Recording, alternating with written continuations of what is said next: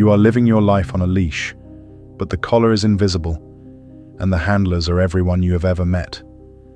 Every decision you make, from the clothes you wear to the career path you follow, down to the very inflection of your voice in a casual conversation, is being filtered through a silent, neurotic question. Is this okay with them? You're a high-performance machine that has been hijacked by a committee of outsiders. You have traded your sovereignty for the cheap, flickering high of a nod, a like, or a word of praise. But here is the brutal truth of the approval seeker. Validation is a debt that can never be paid off. The more you seek it, the more you need it, and the less you actually value yourself.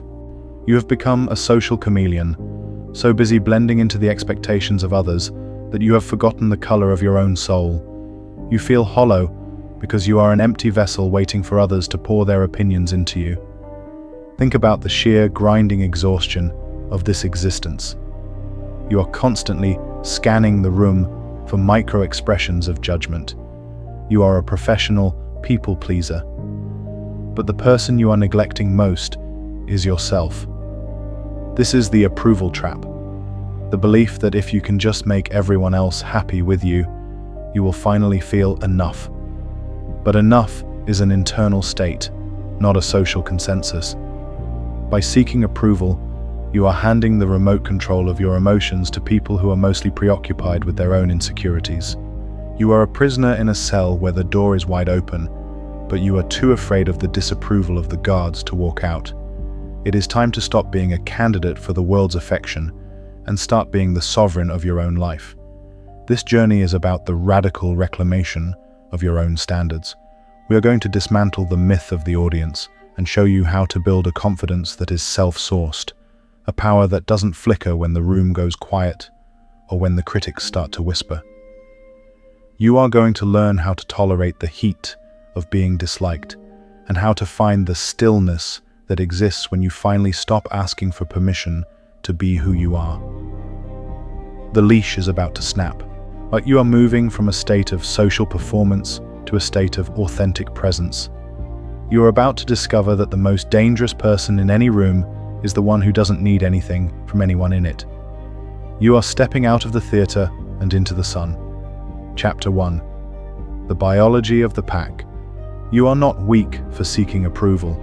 You are biological. Your brain is a prehistoric organ that still believes you are living in a small tribe on the African savannah, where being liked was not a luxury, but a survival necessity. In that world, to be disapproved of was to be cast out, and to be cast out was to die. This is why a critical comment or a cold shoulder feels like a physical blow to your chest. Your nervous system is sounding a mortal threat alarm for a social inconvenience. But you must realize that the tribe no longer exists. You are living in a globalized digital world where the opinions of strangers have zero impact on your actual survival. Your biological software is running a death fear script for a reputation glitch. To build real confidence, you must first deprogram this ancient instinct. You must learn to tell your brain that disapproval is not death, it is merely data. Think about the social feedback loop you are currently trapped in. When you get a hit of approval, your brain releases a surge of dopamine. It feels good, and it reinforces the behavior that earned the praise. But dopamine is a short-term chemical. It fades quickly, and leaving you in a withdrawal state where you need the next hit to feel safe again. This is how the approval seeker becomes an addict. You are farming for praise to quiet the survival fear in your lizard brain. But as long as you are chasing the high of approval, you are a slave to the dealer. You are giving the world the power to starve you emotionally by simply withholding their attention. Real confidence is non-addictive. It is founded on the slow burn of self-respect, not the flash fire of public applause. This deprogramming begins with exposure to the void.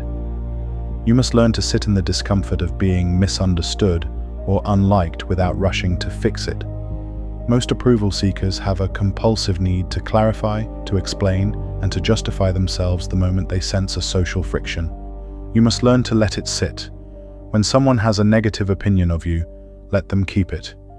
It is theirs, not yours. By refusing to chase their approval, you are signaling to your own nervous system that you are safe. You are proving to your biology that the social death you feared is a ghost. Every time you survive a disapproval event without collapsing, you are thickening your psychological skin. You are building the calluses of character that allow you to walk through the world without being wounded by its whims. Consider the price of being liked by everyone. To achieve universal approval, you have to be neutered. You have to shave off your edges, silence your controversial thoughts, and become a beige version of a human being. You are trading your uniqueness for safety, but safety is a cage. The most approved of people in the world are often the most invisible because they have nothing interesting to say. Real confidence is polarizing. It accepts that if you stand for something, some people will naturally sit against you. You must learn to view disapproval as a proof of identity. If no one is bothered by you, you probably don't exist in any meaningful way.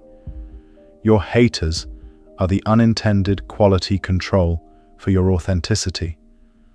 The more you are you, the more you will trigger those who are still wearing masks.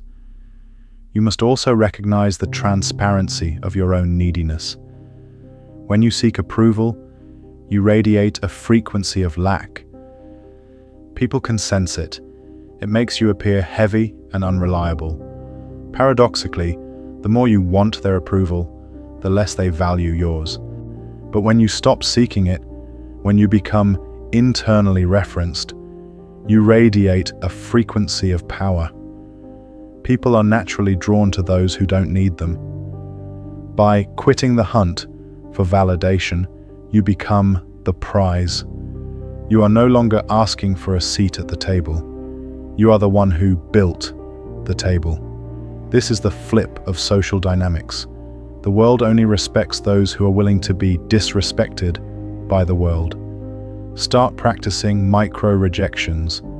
Intentionally do something small that might cause a minor social friction. Wear an outfit that is too much. Take a long pause in a conversation. Express an opinion that you know is unpopular in the room.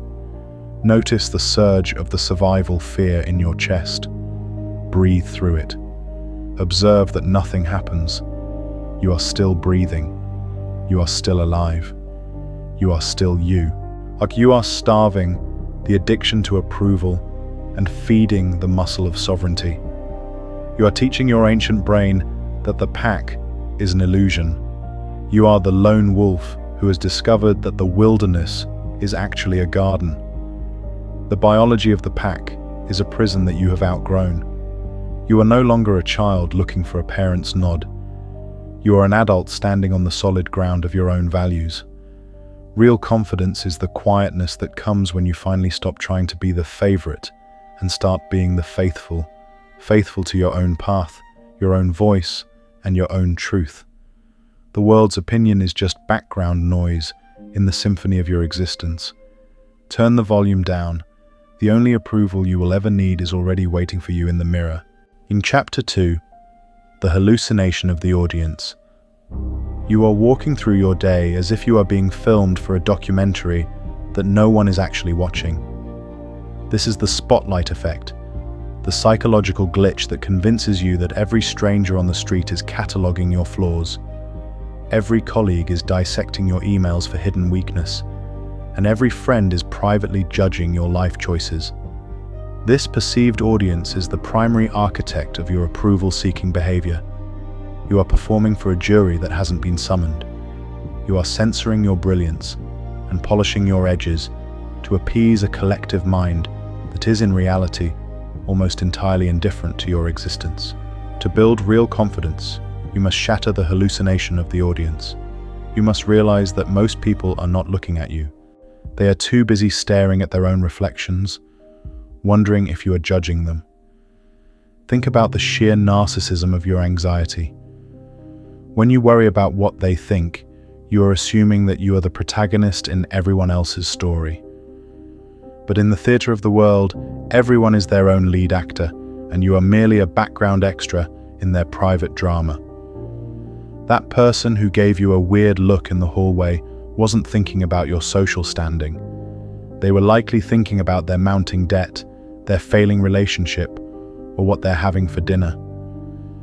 By assuming their gaze is fixed on you, you are giving them a power they never asked for. You are turning their passing moods into a permanent verdict on your soul. A real confidence begins when you accept your own social insignificance. It is the most liberating realization a human can have. No one is coming to save you, but no one is coming to judge you either. This hallucination is fed by mind reading, the arrogant belief that you know exactly what someone else is thinking about you. You see a narrowed eye or a short response, and you immediately fill that data gap with your own deepest insecurities. You project your self-loathing onto their face and call it their opinion. But you are not a psychic. You are a projector. When you seek approval, you are actually seeking a truce with the voices in your own head. You want them to say you're okay, so you can stop saying you're not. To stop seeking approval, you must stop the projection. You must realize that what people think of you is a black box that you have no business trying to open. Their opinion of you is a product of their history, their trauma, and their biases. It has almost nothing to do with who you actually are. Consider the freedom of being forgotten. In a world obsessed with being seen, the greatest power lies in being unseen and unbothered. When you realize the audience is a ghost, the stage fright of life disappears. You can take risks, you can make mistakes, and you can be cringe without it being a catastrophic event. You are playing in an empty stadium. You can practice your craft, speak your truth, and fail 1,000 times, and the world will barely notice. This isn't depressing. It is an infinite playground. You are no longer performing for a result. You are exploring for a discovery. You move from the stiffness of the actor to the fluidity of the adventurer. You are the only witness that matters. You must also recognize the cost of the curation. Every time you edit yourself for the imaginary audience, you are murdering a piece of your authenticity. You are creating a social avatar, a polished, safe version of yourself that you then have to maintain with an exhausting amount of mental energy. The more successful your avatar is at gaining approval, the more lonely the real you becomes, because you know that the love people are giving is directed at a mask, not at the person behind it. Real confidence is the courage to be seen as you are, with all your jagged edges and unpolished thoughts. It is the realization that being liked for who you aren't is the loneliest place on earth, while being disliked for who you are is the beginning of true freedom. Start practicing social invisibility. Go somewhere public where no one knows you and do something slightly off script. Sit on a bench and stare at the sky for 20 minutes. Eat a meal alone without looking at your phone. Wear something that doesn't fit in. Notice how quickly the world moves past you. Notice that the judgment you feared never arrives. Or if it does, it evaporates in seconds. You are teaching your brain that you are not the center of the world's attention. You are de-escalating your social importance. By becoming nobody to the world, you finally become somebody to yourself. The hallucination of the audience is a mental fog that keeps you from seeing the path ahead. When the fog clears, you realize that the judges were just shadows and the critics were just echoes of your own doubt. You are standing on a stage with no one in the seats and no one in the wings. The lights are on, the microphone is live, and the only person you have to impress is the person who has to live with your choices for the rest of your life. Stop looking for the applause and start looking for the alignment. When your actions match your values, the silence of the room becomes a symphony of self-respect. You are the audience. Act accordingly. Chapter 3: The Currency of Compromise. You are currently participating in a spiritual black market. trading your authenticity for the cheap, devalued currency of social comfort. Every time you bite your tongue to avoid a disagreement, every time you laugh at a joke you find repulsive, and every time you say yes when your entire being is screaming no, you are making a transaction. You are buying a moment of approval at the cost of your self-respect. This is the currency of compromise, and it is the most expensive way to live. You believe you are being kind or flexible, but you are actually being dishonest. You are presenting a counterfeit version of yourself to the world, and then wondering why you feel like a fraud. Real confidence is not the ability to get along with everyone. It is the courage to be costly. It is the realization that if your presence doesn't cost people something, in terms of their expectations, their comfort, or their control, then your presence doesn't actually matter. And think about the social debt you are accumulating. When you compromise your values to stay in someone's good graces, you are essentially taking out a high-interest loan on your soul. You get the immediate relief of fitting in, but the interest is paid in resentment, exhaustion, and a slow, creeping hatred for the people you are trying to please. You start to see them as jailers of your personality, forgetting that you are the one who handed them the keys. To stop seeking approval, you must bankrupt this system. You must stop trying to be affordable to the world. You must become expensive. When you are expensive, people have to meet your price to be in your life. Your price is honesty, boundaries, and a refusal to participate in the charade of politeness over truth. This compromise is often disguised as empathy. You tell yourself that you are protecting the other person's feelings, but you are actually protecting yourself from the discomfort of their reaction. You are a conflict avoider, which is just a polite term for a coward. Real empathy is the willingness to tell someone a difficult truth because you respect them enough to believe they can handle it. When you sugarcoat your reality to gain approval, you are insulting the intelligence of everyone around you. You are treating them like children who cannot handle the weight of your actual thoughts. Real confidence is the weight of a person who is willing to be heavy, and you stop trying to be light enough for everyone to carry and start being solid enough for only the right people to stay. Consider the power of the no. For the approval seeker, no is a dirty word, a linguistic bomb that they are terrified will blow up their relationships. But in the architecture of the self, no is the structural support of your character. Without a no, your yes has no value. It is just a reflex, a social leakage that everyone takes for granted. When you start saying no to the things that drain you, the people who only liked you for your compliance will disappear. This is not a tragedy, it is a purge. You are clearing the weeds out of your garden so that the real connections can grow. A no is the boundary of your soul. It is the fence that says, "This is where I begin and where you end." Without that fence, you are just a doormat for the world's muddy feet. You must also recognize the pleasure of the pivot. Most people who seek approval are stuck in roles they never chose. They are the reliable one, the funny one, or the peacekeeper. They are afraid that if they stop playing the role, the audience will leave. But your sovereignty is found in your ability to break character. You must give yourself permission to be inconsistent. You don't owe the world a coherent version of yourself that never changes. You owe yourself the freedom to evolve. When you stop compromising your growth for the sake of other people's comfort, you find that the people who truly matter are fascinated by your evolution rather than threatened by it. And the audience that leaves when you change was never there for you. They were there for the service you provided. Let them go.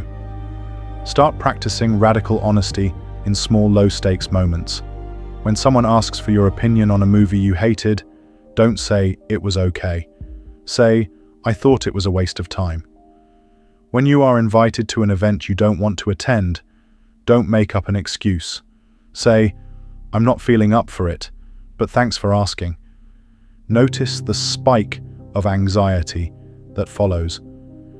Notice the silence that occurs When you don't offer a follow-up explanation, you are resetting the market of your social value. You are showing the world that your yes is a rare and precious commodity, not a bulk item that is always on sale.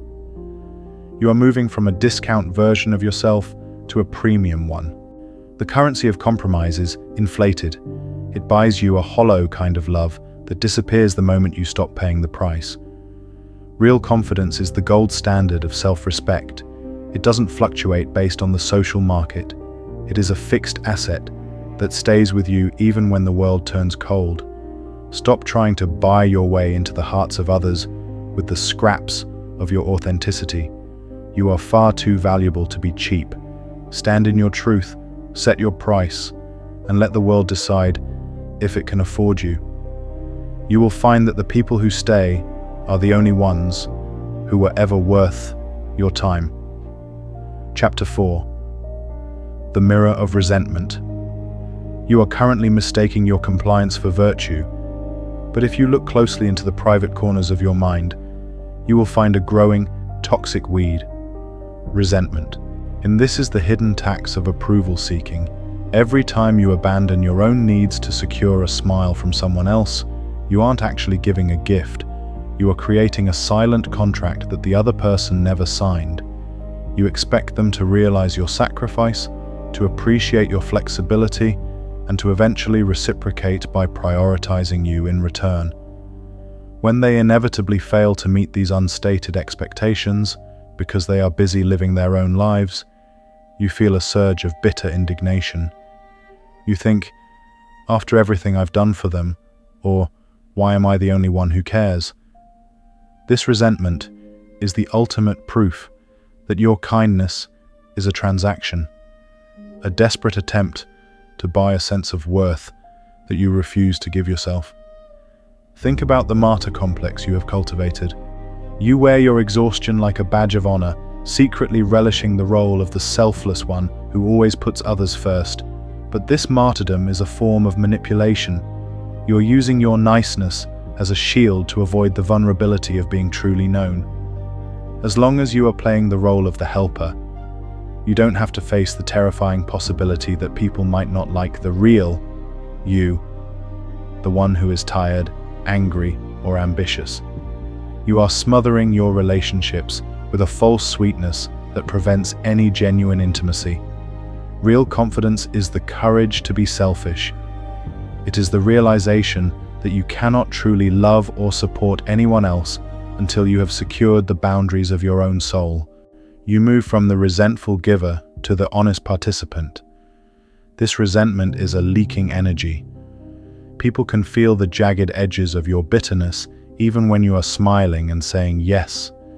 It creates a subtle, underlying tension in your interactions, making people feel guilty or obligated in your presence. No one wants to be the beneficiary of a sacrifice that comes with a hidden bill. To stop seeking approval, you must forgive the world for not knowing what you need. You must realize that it is your job, and yours alone, to communicate your limits. When you stop guessing what others want and start stating what you require, the resentment evaporates. You are no longer a victim of other people's demands. You are the manager of your own energy. Consider the shadow side of your people-pleasing. When you are constantly seeking approval, you are essentially lying to everyone in your life. You are giving them a false map of who you are, which means they are interacting with a ghost. This dishonesty is a form of relational sabotage. You are preventing the people you care about from actually knowing you, and you are preventing yourself from ever feeling truly seen. Real confidence is the integrity of a person who is willing to be disappointing. You must be willing to let someone be upset with you, to let them be inconvenienced, and to let them think you are difficult. Their disappointment is the exit fee from the prison of resentment. Pay it gladly. It is the cheapest price you will ever pay for your freedom. You must also recognize the pleasure of the grudge. For the approval seeker, the resentment is a comfort food. It gives you a sense of moral superiority. It allows you to feel like the bigger person while you quietly judge everyone else for being selfish. But this superiority is a hollow victory. It keeps you isolated in a fortress of your own making. To integrate your power, you must drop the grudge. You must realize that most people are not taking advantage of you. They are simply taking what you offered. If you offered your time, your energy, and your silence without a boundary, they assumed it was yours to give. Stop blaming the takers and start examining the giver. You are the one who set the terms of the engagement. Change the contract. Start practicing boundary checks. Before you say yes to a request, ask yourself, if I do this and they never thank me, or if they never do anything for me in return, will I still be okay with my decision? If the answer is no, then your yes is a lie. It is a seed of resentment. Say no instead. It will feel mean at first, but it is actually the kindest thing you can do for the relationship. You are preventing a future explosion of bitterness. You are keeping the air clear between you and the other person. You are moving from a shadowy social dynamic to a transparent one. The mirror of resentment shows you the person you've become by trying to be who everyone else wanted. It is a tired, bitter, and fragmented reflection. To build real confidence, you must break the mirror. You must stop looking for your value in the eyes of those you are trying to save or please. You must find the stillness that comes when you finally realize that you owe the world nothing but your truth. When you stop buying approval with your resentment, you find that you have an incredible amount of genuine love and energy to give. It is no longer a transaction. It is an overflow. You are no longer a martyr. You are a sovereign, and a sovereign never keeps a tab. Chapter 5. The Architecture of Self-Validation. You are standing in a courtroom where you are simultaneously the defendant, the prosecutor, and the jury. But for years, you have allowed a rotating gallery of strangers to sit in the judge's chair. Every time you seek approval, you are handing the gavel to someone who hasn't lived a second of your life, someone who doesn't understand your sacrifices, and someone who will likely forget your case the moment they leave the room. This is the external dependency trap. You have outsourced the most sacred function of your consciousness, the determination of your own worth. To build real confidence, you must stage a coup. You must reclaim the bench and build an internal architecture of self-validation. You must move from a state of permission-seeking to a state of self-authorizing, where the only verdict that carries any weight is the one you deliver to yourself in the mirror. Think about the fragility of a life built on external praise. If your value is determined by the likes on a screen or the nods in a meeting, then you are a leaf in the wind. You are only as good as your last performance, and your peace of mind is at the mercy of the next person's bad mood. This is not confidence, it is borrowed status. It is a high-interest loan that the world can call in at any moment. To become unshakable, you must establish an internal gold standard. You must decide with cold and clinical precision what your metrics for success are. Is it integrity? Is it effort? Is it the courage to speak a difficult truth? When you define the rules of the game, you are the only one who can decide if you've won. You are moving from a reactive identity to a proactive one. This architecture is built on the data of the self. Most approval seekers have a memory leak when it comes to their own achievements. They remember every criticism in vivid detail, but they dismiss their own victories as luck or flukes. You must start keeping a sovereign ledger. Every time you act in alignment with your values, especially when it is difficult, and especially when no one is watching, you must consciously record it. This is not about toxic positivity. It is about objective evidence. When you have a mounting pile of proof that you are a person of character, the opinion of a casual critic becomes a statistical outlier. It no longer fits the data set of who you know yourself to be. You are building a psychological immunity to the whims of the crowd. Consider the fear of the void that occurs when you stop asking for permission. When you no longer seek the green light from others, you are suddenly responsible for your own direction. This is terrifying because it means you have no one to blame if you fail. But this burden of agency is the exact birthplace of real confidence. You must learn to bless your own decisions. When you make a choice, do not look around the room for a nodding head. Look at the choice itself. Ask, does this align with the person I am becoming? If the answer is yes, then the choice is valid. You are the primary source of meaning in your life. By authorizing yourself, you strip the world of its veto power over your happiness. You must also recognize the trap of the expert. Many approval seekers believe that if they can just gain enough credentials, titles, or knowledge, they will finally be allowed to be confident. They are waiting for a diploma of worthiness. But worthiness is not a destination you reach. It is a premise you start with. You don't become confident after you succeed. You become confident the moment you decide that your effort is enough. You must learn to value the process over the product. If you did the work, if you stayed honest, and if you didn't flinch, then the outcome is secondary. You have already validated your own existence through the act of being present. Start practicing private victories. Do something difficult, something disciplined, or something kind, and then tell no one. Do not post it. Do not mention it in passing, and do not look for a witness. Let the secret knowledge of your own excellence be enough.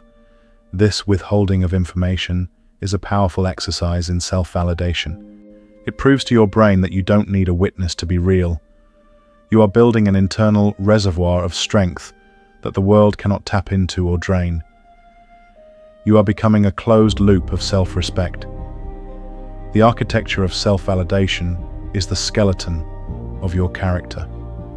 Without it, you are just a jellyfish of social compliance, shaped by the currents of whoever is closest to you. With it, you are a monolith. You can listen to feedback, you can adjust your tactics, and you can be humble, but you are never broken by a lack of applause. You have realized that the world's standing ovation is a noisy, fickle thing, but the quiet nod of your own conscience is eternal. You are the judge, you are the jury, and today the verdict is that you are more than enough. Chapter 6. The virtue of being disliked. You have been conditioned to believe that being disliked is a social failure, a glaring red light signaling that you have done something wrong. But in the architecture of real confidence, being disliked is often a primary indicator of structural integrity.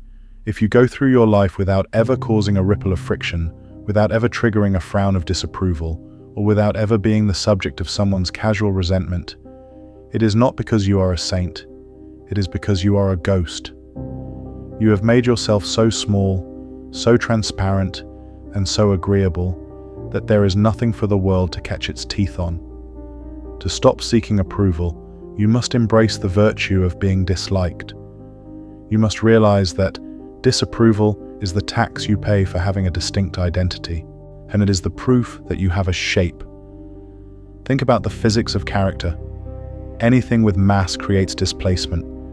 If you have strong values, a clear voice, and a sovereign direction, you will inevitably displace the comfort, the biases, or the insecurities of those around you.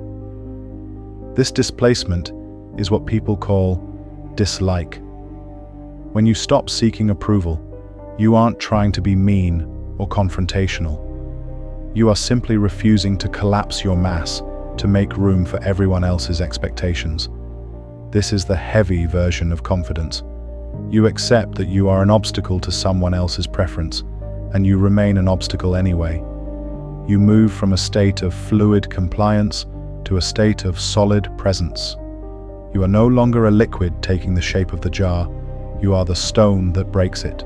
And this virtue is found in the freedom of the villain. For the approval seeker, the worst-case scenario is being cast as the bad guy in someone else's story. You will jump through flaming hoops to clarify your intentions and prove your goodness. But you must realize that you cannot control the narrative someone else writes about you. If they need you to be the villain so they can feel like the victim, they will cast you in that role regardless of the facts. Real confidence is the willingness to be the villain in a story you didn't write. You let them have their version of the truth while you stay busy living yours. By surrendering your reputation to the whims of the crowd, you reclaim your soul. You are finally free because you have nothing left to protect. Consider the filtering power of disapproval. When you stop filtering yourself to be liked, you start filtering the world. The people who are threatened by your boundaries, annoyed by your honesty, or offended by your success will naturally exit your orbit. This is a social detoxification. You are losing the fans of your mask and making room for the friends of your soul. A life of universal approval is a life of shallow connections, but a life where you are willing to be disliked is a life where the people who remain are vetted by your authenticity. They aren't there because you are easy. They are there because you are real. This quality over quantity shift is the foundation of a truly confident social life. You must also recognize the pleasure of the friction. There is a deep, quiet satisfaction in knowing that you stood your ground even when it made the room uncomfortable. This is the warmth of self-respect. When you prioritize the world's comfort over your own truth, you feel a coldness inside. But when you speak your no, or when you head in a direction that others mock, you feel an internal fire. That fire is your will catching light. You are proving to yourself that you are a primary cause, not a secondary effect. You are the driver of the vehicle, and you're no longer asking the passengers for directions. Start practicing intentional disagreement. In your next conversation, when someone states an opinion that you genuinely disagree with, don't nod and say, "I see your point." Say, "I actually see it differently," and then state your reason without an apology. Watch the tension enter the air. Do not rush to diffuse it. Let the tension be a guest at the table. Notice that the world doesn't end. Notice that you actually feel more present, not less. You are exercising your right to be an individual. You are building the tolerance for disapproval that will eventually make you untouchable. The virtue of being disliked is the final gate to freedom. Beyond this gate, there is no one to please, no one to trick, and no one to fear. You are standing in the open air of your own life. You are polarizing, heavy, and solid. Some people will love you for it, others will find you difficult. Both reactions are correct, and neither one is your business. Your only business is the integrity of the man in the mirror. When he approves of you, the dislike of the world becomes as insignificant as the buzzing of a fly. You are here, you are you, and that is more than enough. Chapter 7. The Freedom of the Unseen. You are currently addicted to the spectacle of your own life. You believe that for an action to have value, for a triumph to be real, or for a struggle to be meaningful, it must be witnessed, validated, and applauded by an external audience. This is the perception trap. It convinces you that your worth is a public commodity that fluctuates based on how many people are looking at you. You have become a social exhibitionist, constantly curating your reality to ensure that the best version of you is always on display. But true, unshakable confidence is found in the opposite direction, in the freedom of the unseen. It is the realization that your most powerful moments are the ones that happen in total silence, with no witnesses but your own conscience. You move from the performance of the actor to the sovereignty of the ghost. Think about the energy leak of constant visibility. When you feel the need to share your progress, to announce your goals, or to broadcast your virtues, you are venting the very pressure that you need to actually achieve them. You are trading long-term character for a short-term dopamine hit of approval. This is why so many people are famous for things they haven't actually finished. They have received the social reward of the idea before they did the work. To stop seeking approval, you must learn to bury your excellence. You must develop a private pride that doesn't need a megaphone. When you do something difficult and tell no one, you are capping the well. You are allowing the pressure of your own self-respect to build until it becomes an unstoppable force. This invisibility is a tactical advantage. When the world doesn't know what you are doing, it cannot judge you, it cannot distract you, and it cannot infect your process with its opinions. You are operating in a psychological stealth mode. Most people are so busy managing their image that they have no energy left for managing their reality. But when you stop caring if the world sees you as successful, you finally have the freedom to be successful. You can experiment, you can fail in the dark, and you can pivot without the embarrassment of a public retraction. You are no longer a brand that needs to be consistent, and you are a human who is allowed to be messy. This anonymity is the ultimate luxury of the confident soul. Consider the trap of the witness. Many approval seekers feel a void when they achieve something and no one notices. They feel as though the achievement didn't count. This is a profound form of self-alienation. It means you don't trust your own experience of your life. You are waiting for a third party to verify that you exist. To break this, you must become your own supreme witness. You must learn to look at your own actions and say, "I saw that. That was good." When your own internal gaze is enough to validate your efforts, you become immune to the silence of the world. You find that the quiet moments of self-mastery are actually much louder than the applause of 1,000 strangers.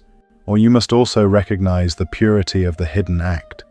When you do something kind or disciplined and you seek credit for it, you have polluted the act with your ego. You have turned a virtue into a transaction. But when you act in the dark, when you give anonymously, when you work out in silence, or when you hold a boundary without explaining it, the act remains pure. It belongs entirely to you. This secret hoard of integrity is the foundation of real confidence. It is a private bank account of self-trust that no one can ever tax or take away. The world sees the result, the steady hands, the calm eyes, the resolute voice, but it doesn't know where the strength comes from. It comes from the unseen hours. Start practicing strategic silence. For the next week, I'd take one significant achievement or one difficult discipline and tell absolutely no one, not your partner, not your best friend, and certainly not the internet. Keep it as a holy secret between you and yourself.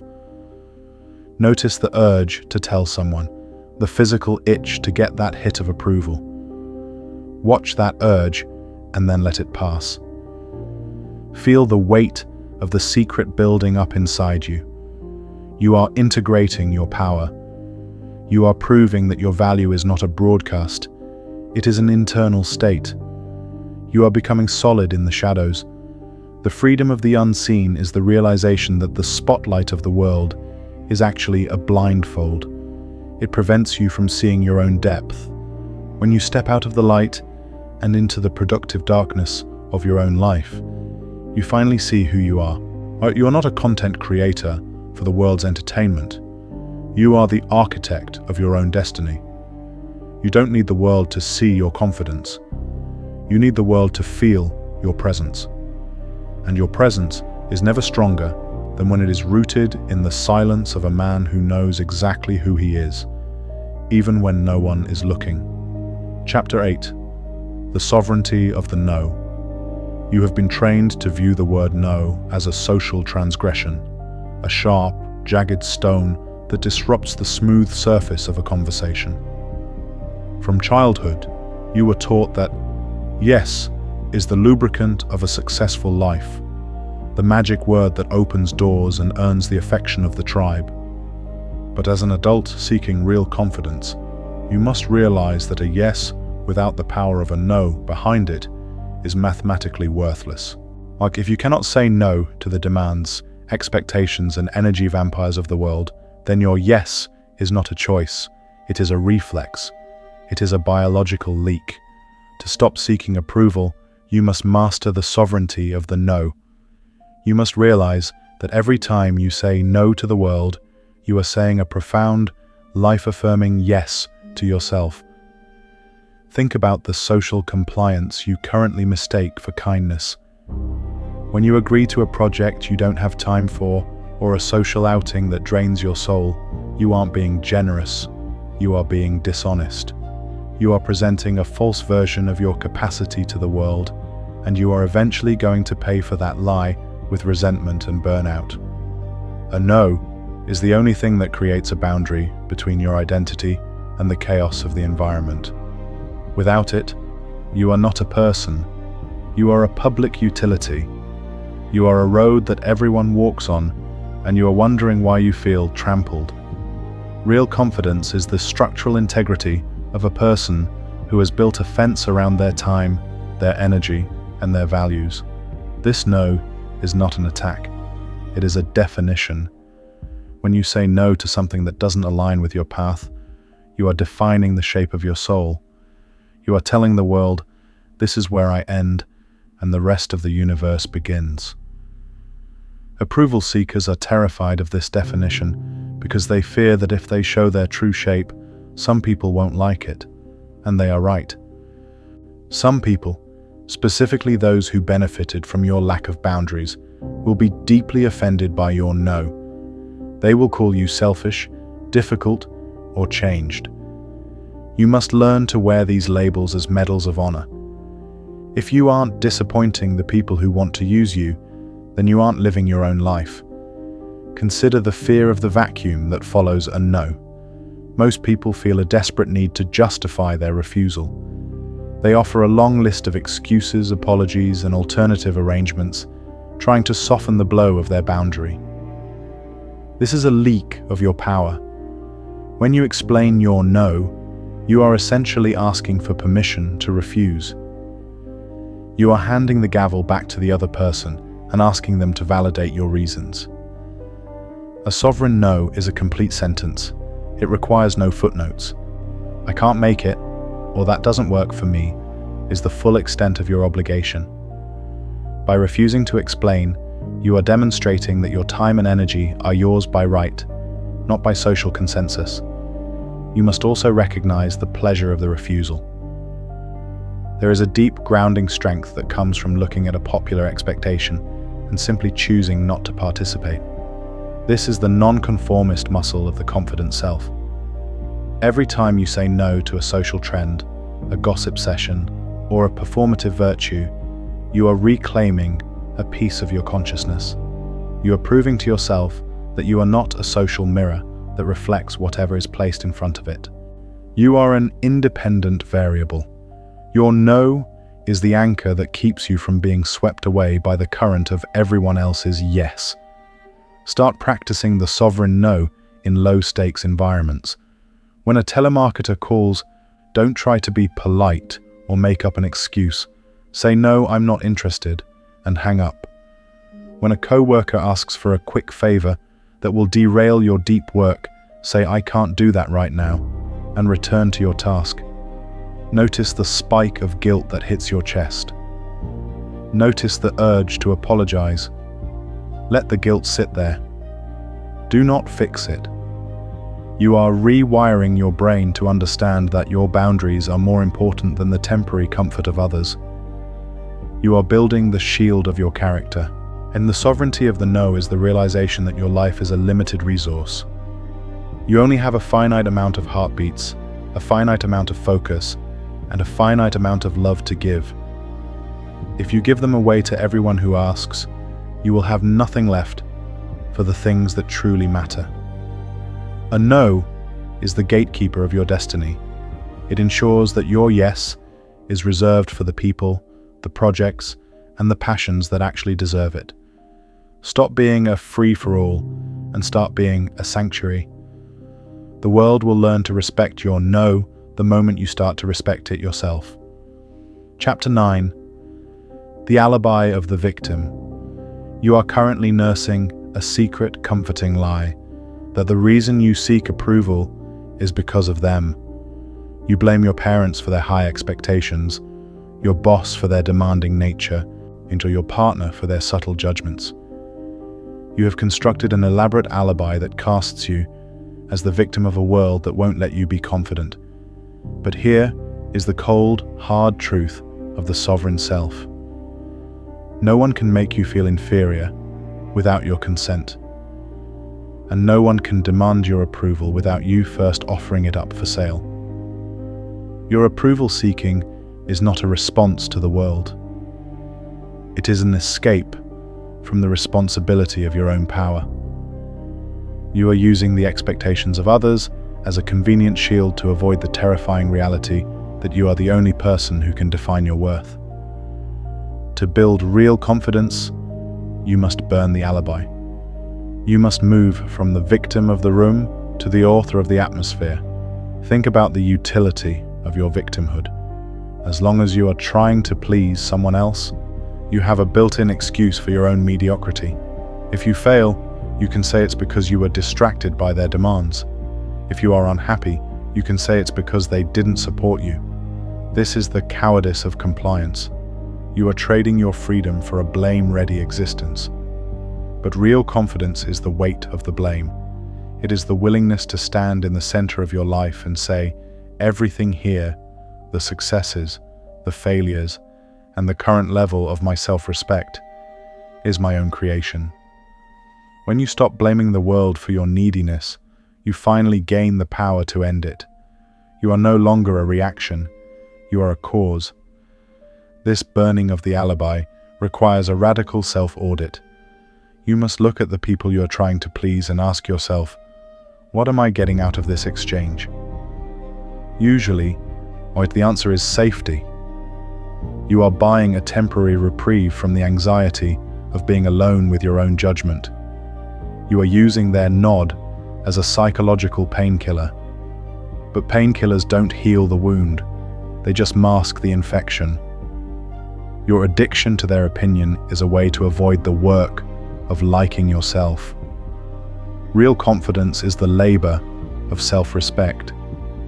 It is the daily grinding discipline of keeping the promises you make to yourself, regardless of who is watching or who is complaining. You move from seeking a witness to being the work. Consider the projection of the judge. Most of the pressure you feel from others is actually a projection of your own internal critic. You assign the role of the judge to your boss or your friend, and then you perform for the very judgment you created. You are essentially haunting yourself with other people's faces. To break this, you must evict the ghosts. You must realize that the judgment you fear is just an echo of your own self-doubt bouncing off the walls of the world. When you silence the critic inside, the critics outside lose their volume.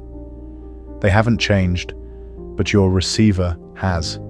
You are no longer tuned to the frequency of their disapproval. You must also recognize the myth of the permission slip. Approval seekers are always waiting for a sign that it's okay to be themselves. They want a mentor to tell them they're ready, or a peer group to tell them they belong. But readiness is a decision, not a discovery. You will never feel ready to be disliked, and you will never feel permitted to be sovereign. You must seize your confidence with a hostile takeover of your own life. You don't ask for a seat at the table, you bring your own chair. By acting as if you already have the approval you seek, you eventually realize that you never needed it in the first place. The alibi was the only thing holding you back. Start practicing unilateral action. In your next project or decision, do not ask for feedback or input before you begin. Simply execute your vision to the best of your ability. When someone offers an unsolicited opinion, listen politely and then say, I've made my decision, but I appreciate the thought. Notice the tremor of the victim trying to crawl back into your voice. Push it down. Stay solid in your own agency. You are training your brain to understand that you are the final authority on your own output. The alibi of the victim is the comforting poison of the approval seeker. It feels good to blame the world, but it leaves you paralyzed and small. Real confidence is the sovereign responsibility of a man who has realized that he is the architect of his own prison, and therefore the only one who holds the key. The gates are open. The alibi is gone. The world is waiting for you to stop explaining your existence and start living it. You are the judge. You are the jury. And today, you are the one who is finally set free. Chapter 10. The Unshakable Standard. You have reached the final layer of the architecture. You have dismantled the biological pack instinct, shattered the hallucination of the audience, and burned the alibi of the victim. But the final transition from seeking approval to living with confidence is not a destination. It is a permanent shift in the gravitational center of your life. It is the establishment of the unshakable standard. This is the moment where you stop looking at the world as a mirror and start looking at it as a field of action. You are no longer a social satellite orbiting the opinions of others. You have become the sun, the primary source of heat, light, and direction in your own universe. Real confidence is the quiet, heavy realization that you are the only one who has to live with the consequences of your integrity. Think about the fragility of a reputation versus the solidity of a character. A reputation is what others think of you. It is a ghost, a shifting shadow that you cannot control. Character is who you are in the dark. It is the bone structure of your soul. Most people spend their entire lives polishing the shadow while letting the bones go brittle. To be truly sovereign, you must prioritize the internal verdict over the external review. When you go to sleep at night, the only question that matters is, did I act in alignment with my own highest standard today? If the answer is yes, then the disapproval of the entire world is mathematically irrelevant. If the answer is no, then the applause of a million strangers cannot save you from the rot of your own self-betrayal. This standard is not a set of rules imposed by society, but a code you have authored for yourself. It is the non-negotiable list of how you treat people, how you handle failure, and how you protect your time. When you have a clear code, confidence is no longer a feeling you have to conjure. It is a logical result of your actions. You don't feel confident, you observe that you are acting with integrity. This objective self-trust is the only form of confidence that the world cannot take away. It is unshakable because it isn't built on the shifting sands of public favor. It is built on the granite of your own history of keeping promises to yourself. Consider the loneliness of the sovereign. As you rise into this level of confidence, you will find that the crowd thins out. Many of your old approval-based relationships will feel hollow, and you may find yourself standing alone more often than you are used to. Do not mistake this solitude for failure. It is the purity of the peak. The higher you go, and the fewer people there are who can breathe the thin air of absolute honesty. You are moving from fitting in to standing out. This is the trade-off of power. You lose the warmth of the herd, but you gain the clarity of the heights. You realize that being alone with your self-respect is 1,000 times better than being surrounded by people who only like the version of you that is lying to them. You must also recognize the magnetism of the unbothered. Paradoxically, the moment you truly stop seeking approval, the world starts trying to give it to you. People are instinctively drawn to solidity. In a world of fluid, people who are constantly changing their shapes to fit in, the person who remains solid becomes a landmark. You become the anchor point for everyone else's reality. Your disinterest in their validation makes your own validation the most valuable currency in the room.